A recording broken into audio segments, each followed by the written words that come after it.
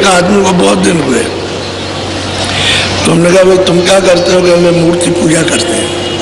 मैंने कहा ये ठीक से करो, जो तुम करते हो पूजा ही गलत है। तो कहले कैसा गलत? हमने भाई पूजा ही तो बताएंगे, हम कोई ये नहीं बताएंगे, पूजा पूजा ही बताएंगे। तो तुम इसी की पूजा करो जैसे बता दिया जाए। तो कह लगे बताइए। तो मैंने रोष में नहीं, रोष कहते हैं गुस्से में नहीं, शांतिपूर्वक जो बताएं, कल आएंगे कल बताएंगे। कह लगा अच्छा हम कल जानेंगे कैसे पूजा किया। हमने कहा तुमको पूजा करना ही आता ही नहीं।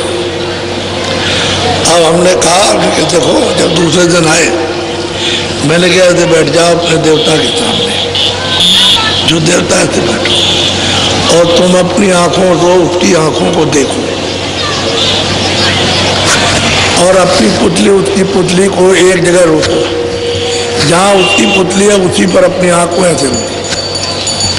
तो जब मैं तीसरे दिन आया तो बोला कह लगे हमारी आंख नहीं रुकती। हमने तो वही तो पूजा नहीं की आपने, अभी बाकी रह गई पूजा करने। तुम देवता की पूजा करोगे और उसकी आंख को अपनी आंखों से देखोगे, उसकी पुतली को, और वहाँ अपनी आंख को रोकोगे, तब तो तुम्हारी सच्ची पूजा है। और नहीं तो तुम ये पूजा उड़न छू कर रहे हो, ये पूजा उजा नहीं है। तो क्या करें? हमने कहा तुम कोशिश करो कि तुम्हारी आंख उसकी आंखों को देखे और इधर उधर ना हो। जब तुम्हारी इधर उधर हो जाएगी तो समझ लोगे तुम पूजा नहीं करते, बराबर देखते रहो। तो उसने 10 दिन अभ्यास किया बैठ के, तो उसकी आंख उनकी आंखों पर रुकने लगी। मैं 15 दिन के बाद उधर से लौट के आया तो मुझे वहाँ बैठा हुआ मिला, और ऐसे मतलब ये अपनी आंखों को उनकी आंखों से जोड़ रहा था। तो मैं जब आ गया तो उठ के खड़ा हो गया। मैंने कहा अच्छा ये बताओ कि तुमको इतने दिन में फायदा हुआ?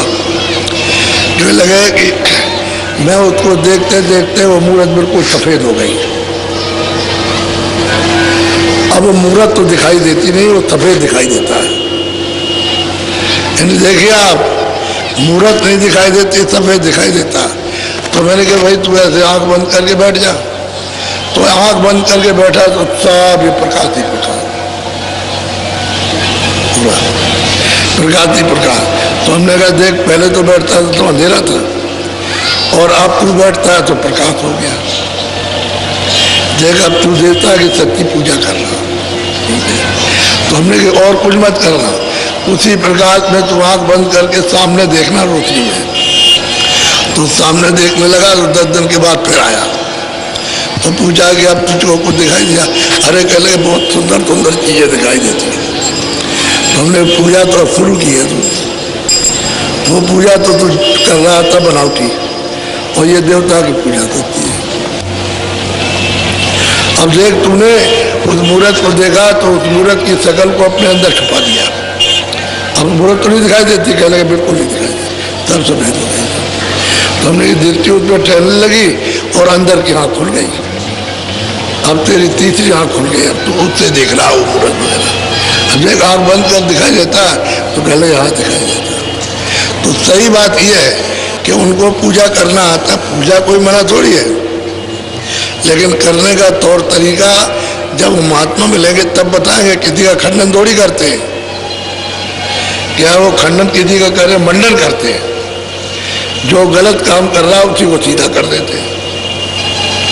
इसी को व्यास जी ने कहा था कि भाई हम मूर्ति की स्थापना इसलिए करते हैं कि तुम जंगल में जा करके बैठ करके वहाँ यह अभ्यास करना, अपनी दृष्टि को उनकी आंखों पर टिकाना। जब टिकाते टिकाते दृष्टि ठहर जाएगी तो अंदर की आंख खुल जाएगी।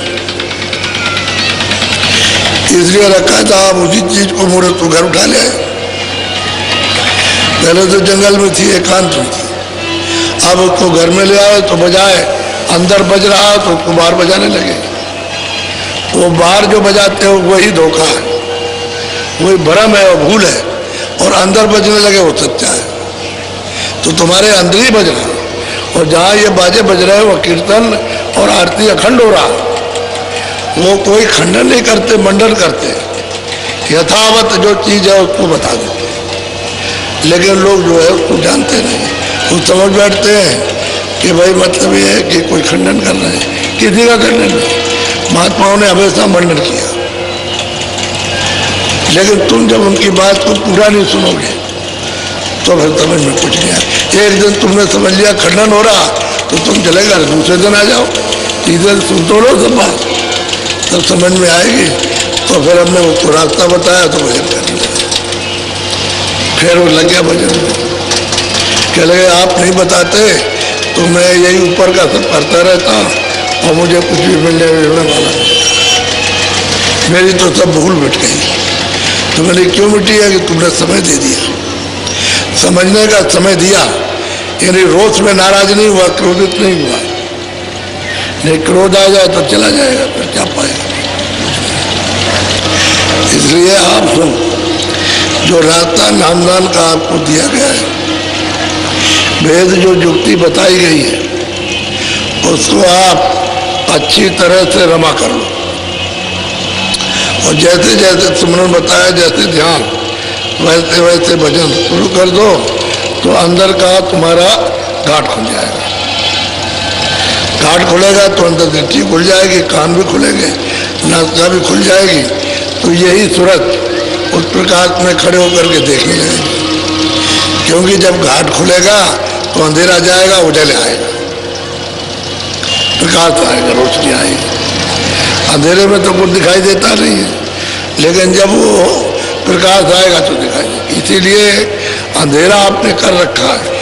अब आपसे कहा जाता है कि अंधेरे में वो एक जगह अपनी आंख को रोको तो तिल आ जाएगा। तिल है निशान, वही पुतली का, पुतली पर आंख रोकने का निशान है। उसी निशान पर अपने अंदर की तीसरी आंख को जमा दो, बस वो उस पर जैसे ही जमेगी, एक आग रोगी ठहर जाएगी तो वैसे ही दरवाजा खुलने लगेगा और प्रकाश होने लगेगा, तो तुमको दिखाई देगा। कोई बात खंडन की नहीं करते, सब चीजों का मंडन करते। तुम जिसको जानते नहीं उसको बताते हैं, वो जो बताते हैं तो तुमको अफसोस होता है